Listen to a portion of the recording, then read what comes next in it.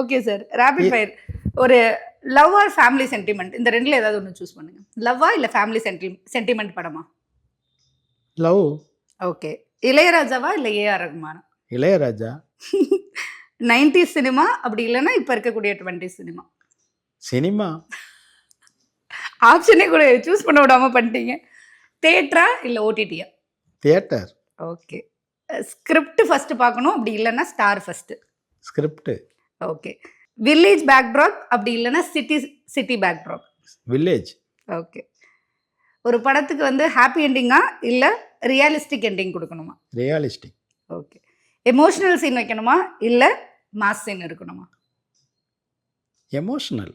Okay. அதான் complete ஆகும்னு நீங்க அதுதான் நினைக்கிறீங்க. Complete. Okay sir, Ilaiyaraaja sir choose பண்ணும்போது உங்ககிட்ட ஒரு எக்ஸைட்மெண்ட் இருந்தது. எவ்வளவு தூரம் சார் பிடிக்கும் அவரை?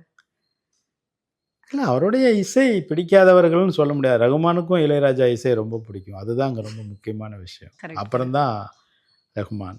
அதனால் அது ஒன்றும். அப்ப நான் ஆப்ஷன்ல வந்து ஏஆர் ரகுமான் போட்டுக்க கூடாது, எம்எஸ்வியா இல்ல இளையராஜாவான்னு. ரொம்ப கரெக்ட். இல்லை அப்பவும் நான் அப்ப மாத்தி யோசிச்சுட்டேன்னு நினைக்கிறேன். உங்களை ட்ரெண்டுக்கு கூட்டு வர்றதுக்காக அப்படி சொல்லிட்டேன்னு நினைக்கிறேன். எம்எஸ்வியா இளையராஜாவான்னு கேட்டிருக்கணும். அப்படி சூஸ் பண்ணா யாரை சார் சூஸ் பண்ணுவீங்க? இல்லை அப்பவும் இளையராஜா தான். Okay okay okay sir. இப்போ நீங்க கேவி மகாதேவனா இளையராஜாவான்னு ஓ கேட்டு அப்படி கேட்டிருக்கீங்க, இன்னும் டீப்பா போய் கேட்டிருக்கேன். கேட்டா நான் கேவிஎம் சொல்லுவேன். ஓகே, அப்ப அதை விட்டம் போல இருக்கு நான். ஏன்னா அப்படி சொல்லனா இளையராஜா கோச்சுக்குவாரு. நீ என்ன இப்படி சொல்லிட்ட, கேவி மகாதேவனோட கம்பேர் பண்ணும்போது நீ எப்படி இளையராஜா சொல்லலன்னு அவர் வருத்தப்படுவார். அதனால கேவிஎம்.